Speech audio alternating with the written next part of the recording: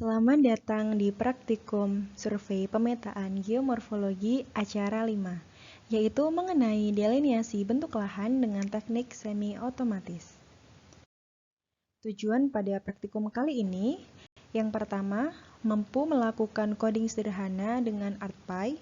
Yang kedua, mampu melakukan delineasi bentuk lahan semi-otomatis. Morfometri bentang lahan merupakan bagian dari ilmu geomorfologi yang lebih menekankan pada aspek morfologi permukaan bumi secara kuantitatif.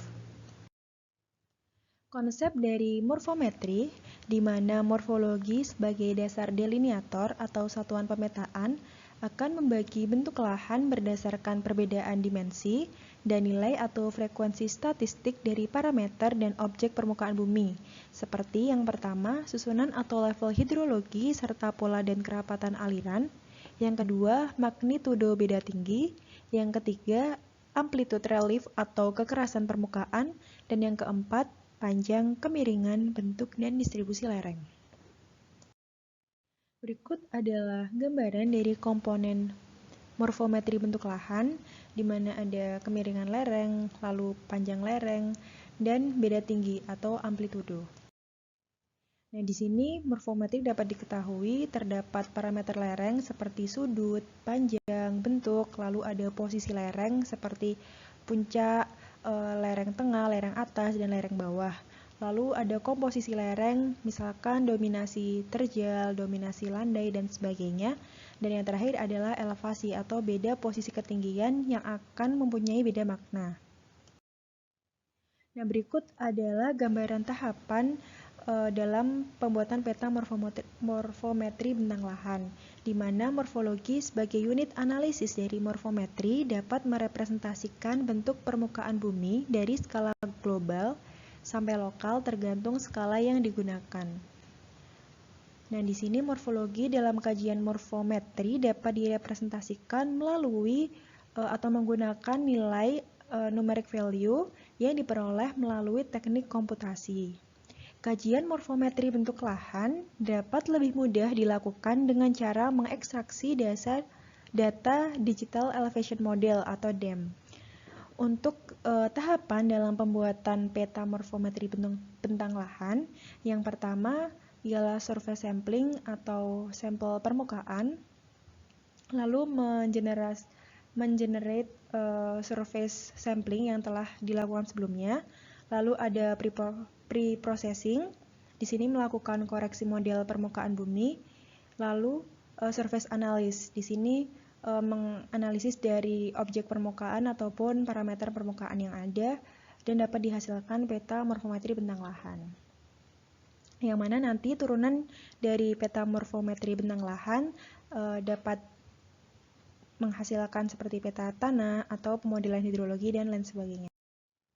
Nah, selanjutnya dalam klasifikasi bentuk lahan secara otomatis kita dapat menggunakan TPI atau Topographic Position Index. Nah, ini merupakan salah satu algoritma atau teknik delineasi secara otomatis. TPI ini menghitung rata-rata nilai ketinggian pada suatu area dan kemudian dibandingkan dengan nilai ketinggian suatu tempat. Proses delineasi bentuk lahan dengan TPI digunakan menggunakan software ArcGIS yang di dalamnya terdapat jendela ArcPy untuk menuliskan skrip perintah dalam memproses kerja delineasi. Aplikasi dari TPI pada pemetaan bentuk lahan pada dasarnya menggunakan metode pendekatan topografi dengan perhitungan sebagai berikut, di mana HI adalah topografi pada piksel yang dianalisis, dikurangin sigma HJ, yaitu topografi pada piksel sekitar piksel yang dianalisis, dibagi dengan N atau jumlah piksel sekitarnya. Nah, perhitungan TPI dilakukan dengan mengetahui perbedaan antara topografi piksel yang dianalisis dengan rata-rata topografi piksel yang ada di tetangga terdekat atau neighborhood operation system.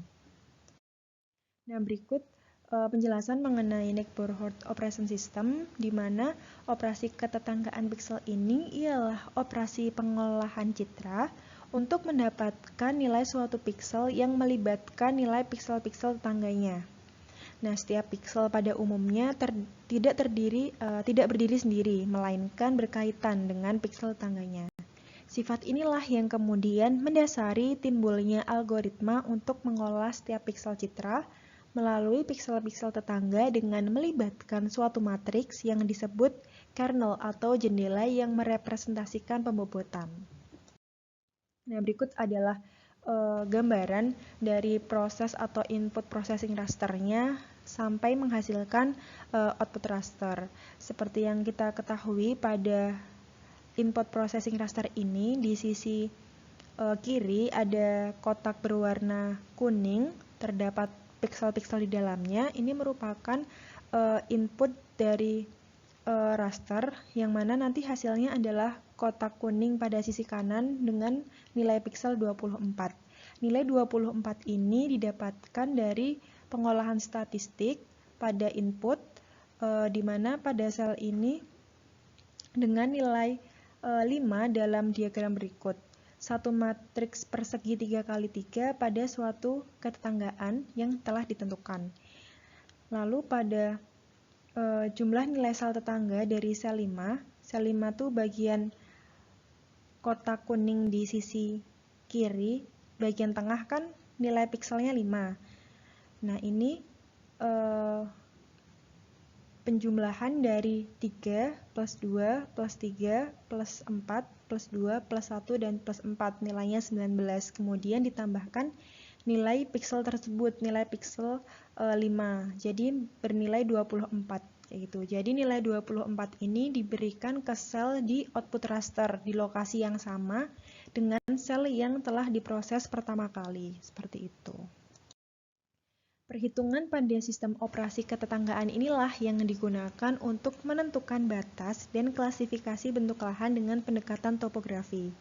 Dasar dari penentuan TPI dan sistem klasifikasinya adalah mengetahui perbedaan antara topografi piksel yang dianalisis dan rata-rata dari piksel tetangga di sekitar topografi piksel yang dianalisis.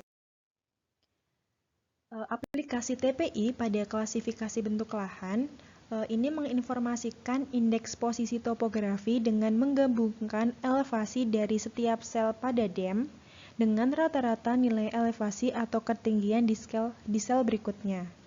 Hasil dari TPI terbagi menjadi 3, yaitu yang pertama nilai positif. Nilai positif ini atau positif TPI merepresentasikan bahwa lokasi atau wilayah kajian memiliki kondisi lebih tinggi dibandingkan dengan wilayah sekitarnya. Nah, biasanya kondisi atau nilai TPI yang positif ini menggambarkan wilayah IGIR. Lalu untuk negatif TPI atau TPI negatif ini merepresentasikan bahwa kondisi wilayah kajian memiliki kondisi yang lebih rendah dibandingkan wilayah sekitarnya, yang mana menggambarkan wilayah lembah. Sedangkan nilai TPI yang mendekati 0 ini merepresentasikan kondisi wilayah yang datar. Nah, berikut adalah gambaran dari konsep TPI baik pada skala besar dan skala kecil. Jadi konsep dan pemahaman nilai TPI dilakukan dengan mengkombinasikan penggunaan dua skala yang berbeda, yaitu skala besar dan skala kecil. Penggunaan dua skala yang berbeda tentu akan menghasilkan perbedaan jenis bentuk lahan atau informasi yang dihasilkan. Nah, berikut adalah grafik Waze yang menyajikan contoh yang menunjukkan kombinasi antara dua skala TPI yang dapat digunakan untuk mengidentifikasi bentuk lahan menjadi dasar lembah, drainase di lereng, lembah berbentuk U, dataran rendah, lereng terbuka, lereng atas, mesa, lereng tengah, dan puncak gunung. Jadi dapat dilihat dari grafik ini. Nah, berikut adalah contoh hasil klasifikasi bentuk lahan berdasarkan nilai TPI, di mana dihasilkan dari pengolahan atau pemrosesan TPI ini dapat terklasifikasi seperti puncak pegunungan yang berwarna merah, lalu ada lereng atas yang berwarna hijau, dataran yang berwarna kuning, dan sungai yang berwarna biru tua. Hasil luaran proses penentuan batas dan klasifikasi bentuk lahan yang dilakukan secara otomatis, perlu dilakukan reklasifikasi pada hasil DEM yang telah diproses menggunakan ArcPy. Hasil klasifikasi ini selanjutnya digunakan sebagai dasar dalam pembagian suatu lereng dalam skala besar dengan melihat dasar standar deviasinya. Nah, berikut adalah sumber bacaan yang bisa digunakan teman-teman semuanya. Untuk hasil praktikum akan dijelaskan di kelas masing-masing. Terima kasih.